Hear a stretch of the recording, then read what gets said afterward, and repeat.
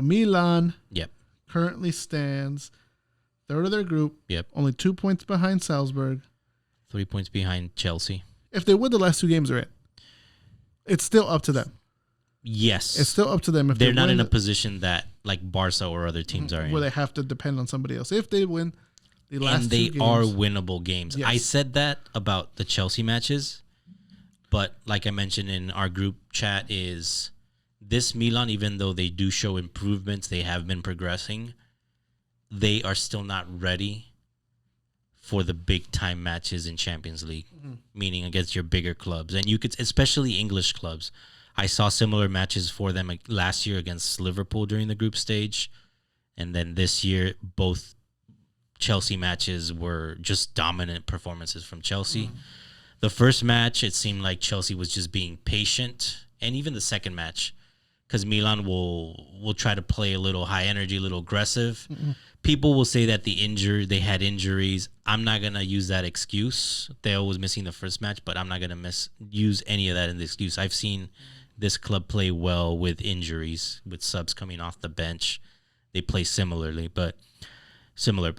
but complete dominance from Chelsea. Milan, fortunately, even with those 2 losses and that 1 draw to start the group stage, are still in it because it's a fairly competitive group. Those bottom 2 teams that we thought, they're not a cakewalk, right? If you go to Zagreb, you go to Salzburg, you have the potential of drawing or losing very easily, even if you're at Chelsea.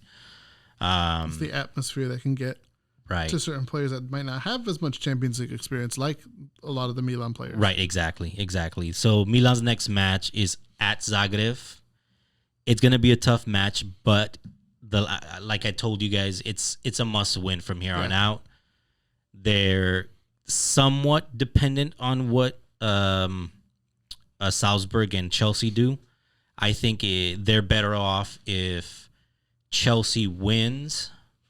Or, I mean, I guess it doesn't really matter. Even a draw, they're still in it. Or even a Salzburg win, they're still in it.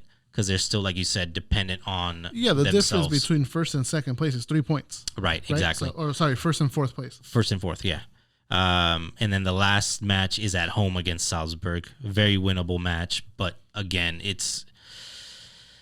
I'm disappointed that Milan didn't. It seems like these Chelsea matches, even last year against Liverpool, like when it comes to these matches, they're not ready. You see it right off the bat. Like you see that they try to they play a high energy game. They'll try to counter, but then next thing you know, someone like Tomori, who's been playing great all the last couple years for Milan, out of nowhere, he became a star defender in Serie A.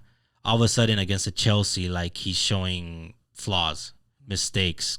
That penalty against Chelsea, the second match, gets a straight red. Yes, it was controversial, but I could see a lot of referees calling that a penalty. And he's putting himself in that position, right? Exactly. Like, I've seen Milan defend way better than they had these last 2 matches against Chelsea, which is why I'm saying, like, I just don't think they're ready for those big matches, especially it seems like they struggle against these English teams.